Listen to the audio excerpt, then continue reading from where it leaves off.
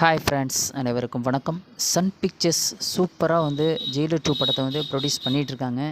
இந்த படத்தோட எதிர்பார்ப்பு ரசிகர்கள் மத்தியில் மிகப்பெரிய ஒரு எதிர்பார்ப்பு இருக்குது. ஏன்னா இந்த படத்தில் ஸ்டார் கேஸ்ட் அப்படி அந்தளவுக்கு நிறைய ஸ்டார்ஸ் இதில் நடிக்கிறாங்க. பாருங்கள், ரம்யா கிருஷ்ணன், அடுத்தது யார் வர்றாங்க பாருங்கள், மோகன்லால், அதுக்கப்புறம் மிர்னா மேனன், ஓகேங்களா, மிர்னா மேனன், விஜய் சேதுபதி, எஸ்ஜே சூர்யா,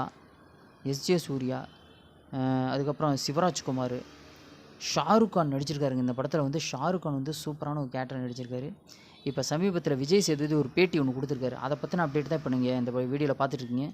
அதாவது அவர் என்ன சொல்லியிருக்காருன்னா, ரஜினி சாரிடம் ஒரு நாள் மட்டும்தான், அதாவது ஒரு நாள் மட்டும்தான் என்னுடைய ஷெட்யூலு, ஒரு நாள் மட்டும்தான் ரஜினி சார்கிட்ட நடிக்கணும் அப்படின்னு சொல்லிட்டு நான் ஒரு சுயநலத்துக்காக தான் இந்த படத்தை நடிச்சிருக்கேன். ஜெயிலர் 2ல் ஒரு நாள் மட்டும்தான் நான் ஜெயிலர் 2 படத்தில் நான் கலந்துக்கிட்டேன். அதாவது அட்டன் பண்ணி கலந்துக்கிட்டேன் படப்பிடிப்பில்.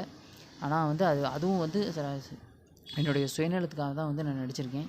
ரஜினி சார் கூட நடிக்கணும் அப்படிங்கிறதுக்காக அந்த சுயநலத்துக்காக தான் நடிச்சிருக்கேன்.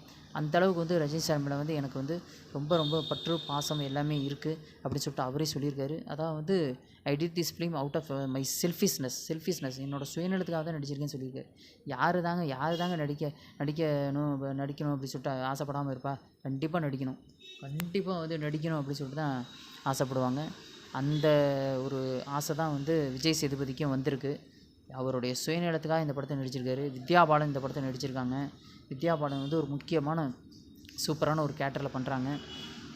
ரம்யா கிருஷ்ணன், மிர்னா மேனன், அது மட்டும் இல்லாமல் ஷாருக் கான் கிளைமேக்ஸ் காட்சி இப்போ எடுத்துகிட்டு இருக்காங்க அப்படி சொல்லிட்டு தகவல் வந்திருக்கு.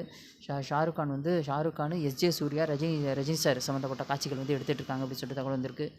ஓகேங்களா. அது மட்டும் இல்லாமல் இந்த படத்தில் விஜய் சேதுபதி அவ்வளோ சூப்பரான ஒரு கேரக்டர் பண்ணியிருக்காரு. அதாவது ஒரே ஒரு நாள் தான் படப்பிடிப்பு. பார்க்கலாம் எந்த அளவுக்கு அவுட்புட் வந்திருக்கு அப்படின்னு சொல்லிட்டு. படம் வந்தால் நல்லா தெரியும். இந்த படம் மிகப்பெரிய ஒரு வெற்றி அடையும், அது எந்த மாற்று கருத்து இல்லை. தேங்க்ஸ் ஃபார் வாட்சிங். மறக்காமல் சப்ஸ்கிரைப் பண்ணுங்கள். தேங்க்யூ.